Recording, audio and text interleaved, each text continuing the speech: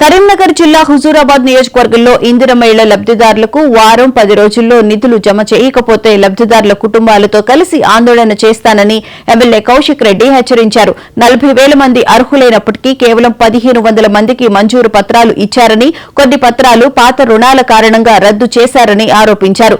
దళిత బంధు లబ్దిదారులకు ఇళ్లు మంజూరు చేయకుండా ప్రభుత్వం మోసం చేస్తోందని, నిధులు ఇవ్వకపోతే తీవ్ర పరిణామాలు ఎదుర్కొంటుందని ఆగ్రహం వ్యక్తం చేశారు.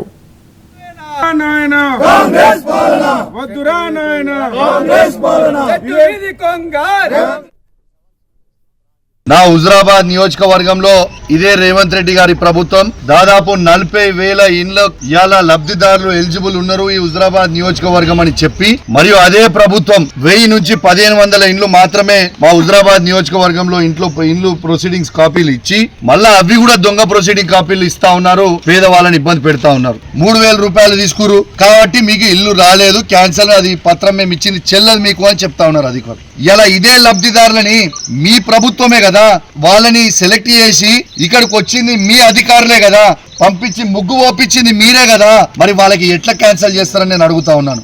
ఎట్టు పరిస్థితుల దీని మీద తీవ్రమైన ఉద్యమం చేస్తాం, హెచ్చరిస్తా ఉన్నాను. వాళ్ళు పేదవాళ్ళు, వాళ్ళందరూ కూడా డబ్బు తెచ్చుకొని అప్పులు 3 రూపాయల మిత్తికి తీసుకొని వచ్చి ఇలా పెట్టుకుంటా ఉన్నారు. మీరు ఇయ్యకపోతే మాత్రం ఊకునే ప్రసక్తే ఉండదు.